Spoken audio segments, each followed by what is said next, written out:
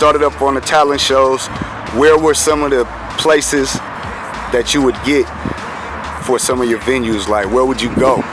East Palo Alto's not that big. It's 2.3 miles or so. Right. We don't really have no big buildings. So what type of platforms did you use to get those talent shows out? One specifically I remember was at the Giants Stadium in San Jose, and I liked that one. That was fun. Well, we wound up working with we did one, I think it was like the Booty Call concert, Too Short, Mac Dre and Mac Mon was there.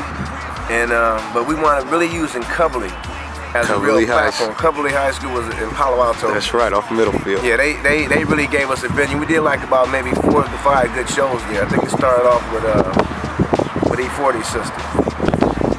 Okay, Suga T. Suga T. Started off with Suga T. She was like the first person we got to really come and be in the venue.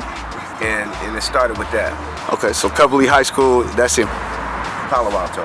About how far is that from East Palo Alto? And I want to say about 3 miles, somewhere around there. It's right down the street, not far away, right down the freeway. Okay.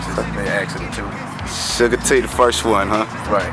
Okay. Now I remember a few of those. I remember Smooth J and the Cock Cams and right.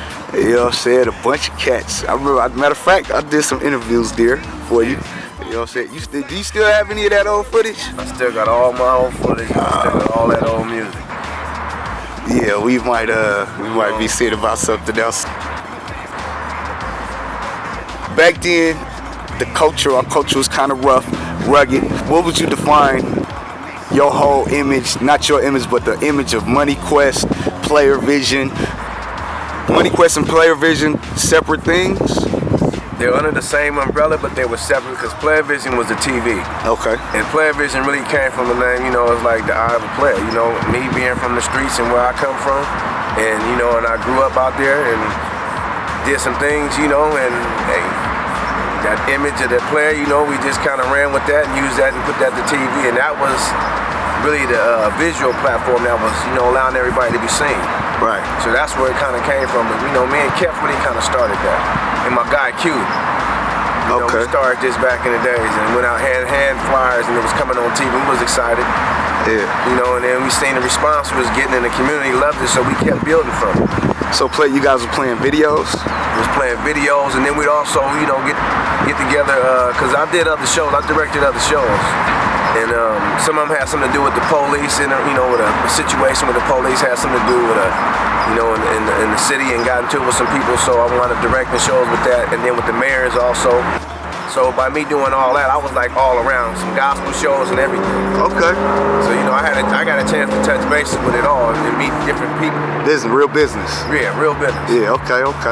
Not just some artists, trying to get on. No. Okay. But I love them too because that's how I started. Right. So,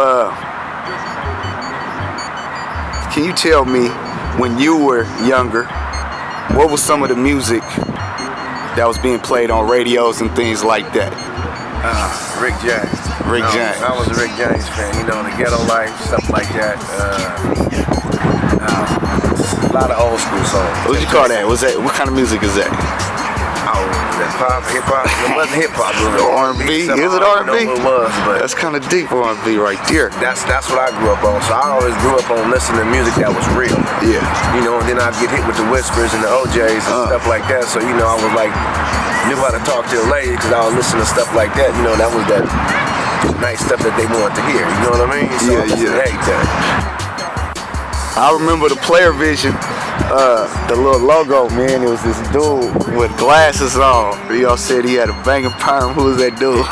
that was your boy, Okay. That's what I grew up to. When I was a youngster, man, I grew up in PA, man. I seen people with perms and lowriders, man. Yeah. That's what I grew up to. So I just, in my heart, that's what I see. That's what I feel. I like that look. Now I heard a story. We're interviewing Veda, or we're actually interviewing Frankie Tebow from Veda, and he was telling us how they went to South Central. When they went down there, and all these cats had like Jerry curls and them type of hairstyles. They say they came down there with finger waves, perm, you feel me? And around that time, I think he said it was about 84 to about 86. He said it was getting down for about 2 years. And he said after that, all them cats down there started wearing perms and things like that. Do you remember, like, was it a different kind of culture? Not as far as the gangbang, but like dress styles, you know, and things like that between us and or the Bay Area and LA. Yeah, you know, they was the khakis and stuff like that. You know, not to knock that flag, but we was more like, you know, the Bay is based upon like different and playing and hustling. Yeah. So they format is no different, even different from New York. You know what I mean? They format is totally different. Ours is like a different. You know, we was geared. We was young. We was Run DMC'd out. Talking to Prozac, you was in Backyard Boogie video Mac 10. Right. I remember you showed me that when you got back from down there. Yeah, and you was khakied up. Yeah. That was a wonderful day though, you know, because me and my boy Spin and we went up there to do interviews after Pete, Cube, and Mac 10 and them, and I wound up getting in the Backyard video because fortunately, you know, my cousins, they were casting. One of my guys running right now, Bill, he's vice president of Def Jam right now. Is that right? You know what I mean? So I'm saying we got people in good places, man. Yeah. Good places. Yeah. So right now, you know, that's what we're looking for, to set this off back one more time and get it back cracking again. You know it's coming to the Bay.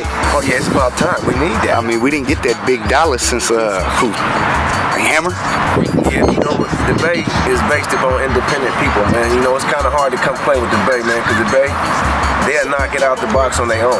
That's right. They independent, man. They really do independent stuff. You know, look at E40, for example. 40. You know what I mean? They real independent, man. It's serious out here. We can do it on our own. That's real. Go from the trunk. They'll make their own videos. You know, that's what it is out here, man. They say we gotta, our market is as big as New York, they say. Yeah, we hustle, but we gotta learn how to unit. Yeah, that's right. You know what I mean? And be together like those other places. Like, you know, you gotta respect New York for how they get down. Got to.